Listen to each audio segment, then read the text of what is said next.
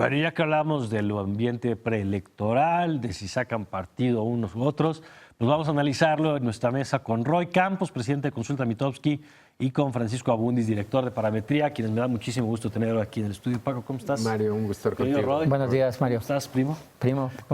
Oye, a ver, la opinión pública, por lo menos por lo que vemos en las redes, por lo que vemos en las calles, está muy enojada. Los argumentos de sean racionales, pues parece que no han tenido muy buenos resultados para mitigar este estado. La pregunta de ustedes que habrían hecho, ¿en qué punto nos encontramos hoy cuando hablamos de la opinión pública y el estado de ánimo? ¿A Paco? Yo diría que es incomprensión, ¿no? Creo que tú hace un rato planteaste una pregunta fundamental. Durante nuestra vida nosotros asumimos que cuando le va bien el petróleo le va bien a México. Siempre nos habían dicho eso. ¿No? Petróleo caro, finanzas públicas sanas, hay con qué gastar. Y te diría en qué nivel estaba esa percepción, por lo menos esta es una medición que tenemos hace un año. Preguntamos, por lo que usted sabe o ha escuchado, ¿una reducción en el precio del petróleo a nivel mundial beneficia o perjudica a la economía mexicana? Claro. ¿No? Perjudica 63%. Claro. Precios del petróleo bajo eran malas noticias. Pero la economía mexicana, no la del bolsillo. Claro. Así es, pero Aquí. Es que es la primera vez que se divorcian. Ese cambio, yo creo que independientemente del mensaje, el formato, críticas, aciertos o desaciertos, esta parte es la que hoy día es muy difícil. O sea, la primera entender. palabra que tú dices es incomprensión. No se Incomprensión, no se entiende porque porque dado digamos la estructura de Pemex y como teníamos el precio de la gasolina atado, digamos, a un monopolio, a esta empresa, no había que salir como en Estados Unidos a ver el clima y el precio de la gasolina. Claro. ¿No? Hoy día en México el ciudadano se va a tener que acostumbrar a ver el clima y el precio de la gasolina como en muchos lugares del mundo, y eso es un cambio radical en nuestra economía doméstica. Incomprensión a mí me suena como no han entendido por qué la gente ni quiere entender, no están en el nivel de incomprensión. Nunca entendió tampoco cómo se fijaba la gasolina. De hecho, para poner el precio de la gasolina, jamás no se necesitaba reforma energética. Claro. O sea, y si de veras estábamos en un subsidio tan alto, ¿por qué pararon el gasolinazo mensual de centavos que había? Y entonces hoy no hubiera sido 20%, si no hubiera sido 10%. O sea, había cosas de decisiones absurdas. No, están en el nivel de coraje. O sea, no de incomprensión. Pero ese es estado de ánimo. En el tema... Cuando dices incomprensión es que tú no lo entiendes. No, la gente ni quiere entenderlo. O sea, no está buscando como muchas entenderle. otras políticas públicas. Como sí, muchas, como la mayoría. Y la reacción es... de los cálculos. Está en un enojo en contexto. Es decir, no están enojados del incremento de la gasolina. Como si fuera un tema aislado. Sino porque el incremento de gasolina la hace un gobierno que nunca ha sido sensible, no se ha mostrado como gran combatiente de la corrupción. Es un gobierno que no ha sabido ni comunicar, pero ese pretexto de la comunicación, por cierto, Mario, como que a mí personalmente ya me cansó. Es decir, la Casa Blanca fue un error de comunicación, Malinalco, error, la tragedia de Iguala, error de la reforma, pues la reforma todo de educación es culpa de la error de la comunicación, no de los comunicación. hechos. Entonces, todo lo que pasa es que no está tan mal, pero fue mala comunicación. Claro. No, pues algo va más allá de la comunicación porque incluso la han cambiado. A ver, déjame ir a esto que se llama del contexto. ¿En qué punto toca o encuentra el gobierno esta crisis? Y se los pregunto porque en esta mesa platicamos varias veces de la importancia de la aprobación, que el gobierno decía, no gobernamos para ser populares. Pues parece que y yo sí decía, es cierto, ¿eh? sí, claro. Pero yo decía, a ver, el riesgo de tener bajo nivel de aprobación es el capital político que tienes para enfrentar escenarios adversos. Una empresa que tiene mala reputación, que un día le encuentran un producto defectuoso, es muy difícil que la perdones, porque ya de por sí tiene mala fama.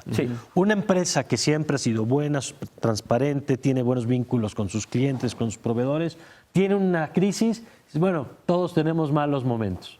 ¿En qué punto toma en cuenta el gobierno federal esta crisis? Creo que esa es la mitad del problema, o todo el problema, ¿no? Y en esto ya estoy de acuerdo con Roy. O sea, hay temas que no se resuelven con comunicación, o por lo menos creo que esa hipótesis ya se nos agotó, ¿no? Ya no es nada más de cómo explicas Veracruz, cómo explicas todos esos temas que hemos venido arrastrando en el último año, últimos 2 años, yo creo que están saliendo hoy a la luz, y decir que lo que está pasando hoy se debe solamente a esta política pública, esta medida, creo que sería no entender o quitar todo ese último año.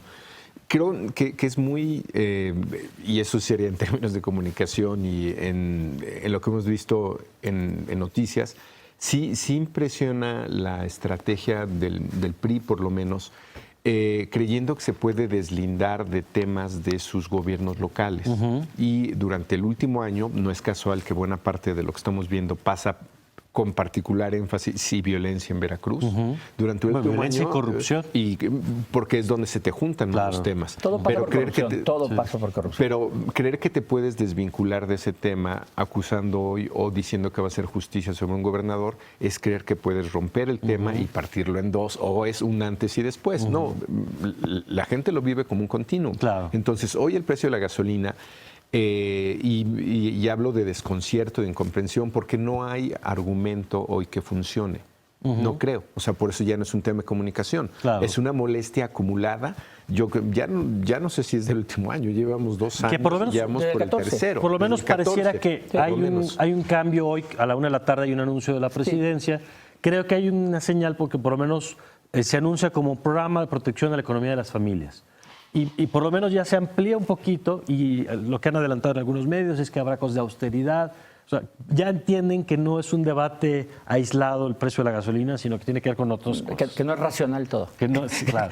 Jamás como si fuera irracional estar enojado por la corrupción. Sí, ¿no? Claro. Pero a ver, combatir este sentimiento con argumentos racionales te hace enojar más a la persona todavía. Pero además, insisto, porque es como si estuvieran apropiándose de nosotros somos los racionales y ustedes los irracionales. No. Tan es racional preguntarte, ¿tú cuánto vas a cobrar, pero en qué te lo vas a gastar? ¿Cómo sé que no se lo van a robar? ¿Cómo sé que no va a terminar en la casa de un gobernador mañana? Es decir, eso es racional, no es una respuesta visceral. Sí, a ver, por ejemplo, verdades de perogrullo. Que los partidos de oposición quieran aprovechar el movimiento, bueno, sí, no serían partidos de oposición si no lo hacen, ¿no? Y creer que eso es electoral. No, claro. Eso es político. Es político, es una posición política, tal cual, ¿no? Pero a nivel de políticos, a ver, los políticos el año pasado aprueban el presupuesto. O sea, cuando van saliendo de aprobar esta medida, se dan bonos.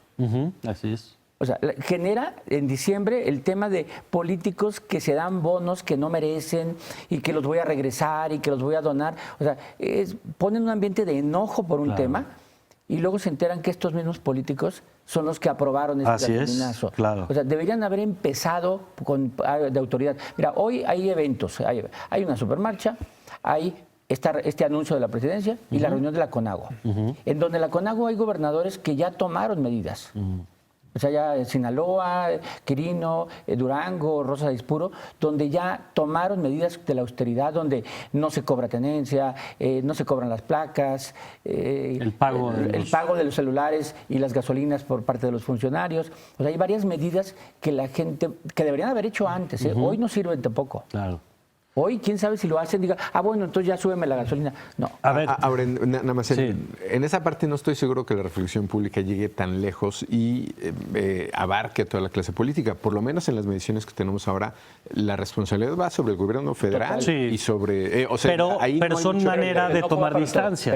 Pero por otras razones, digamos. En este caso, en esta acción, yo creo que es claramente la responsabilidad toda y de dónde viene el mensaje y a quién se responsabiliza. En esta medición particular. Yo creo que lo de la clase política aquí lo podemos poner aparte porque ese es un desprestigio genérico y que se debe claro, pero son intentos, digamos, de algunos actores de salirse de la misma bolsa, ¿no? Porque el enojo en efecto es con el conjunto de la clase política, la idea de los privilegios. Pero esto en particular es el gobierno federal. Está señalado ahora, el gobierno para ir federal. cerrando esta mesa, que a reserva de que la tendremos, espero, si nos acompañan varias veces a lo largo de este año. Eso te iba a decir, cuando baje el precio. Bueno, y este año además vienen elecciones en Coahuila, Nayarit, Estado de México, Veracruz local. Va a haber mucho material. Pero, ¿qué efectos político-electorales creen que pueda tener, si es que puede tener esto? Enojado contra el PRI. O sea, hay un coraje contra el PRI. O sea, el PRI representa ese segmento político que apoya la medida y que no se atreve a criticar, salvo casos excepcionales, ¿no? O sea, de Patricio Martínez, Lilia Merodia, que son priistas que han tomado distancia de la medida, pero va a haber de alguna manera un coraje y la oposición se va a encargar de recordárselos, ¿eh? O sea, no van a olvidarlo. O sea, se van a encargar de campañas, hacerle ver, él te subió la gasolina. Si fuera del aire te preguntaba, ¿crees que dure esto? Y me decía, puede bajar, pero no se va a olvidar. No se va a olvidar. O sea, puede bajar la protesta, pero nunca se va a olvidar. Efectos, Paco. Sobre todo porque está vinculado a un tema fundamental de esta administración que se llaman las reformas estructurales.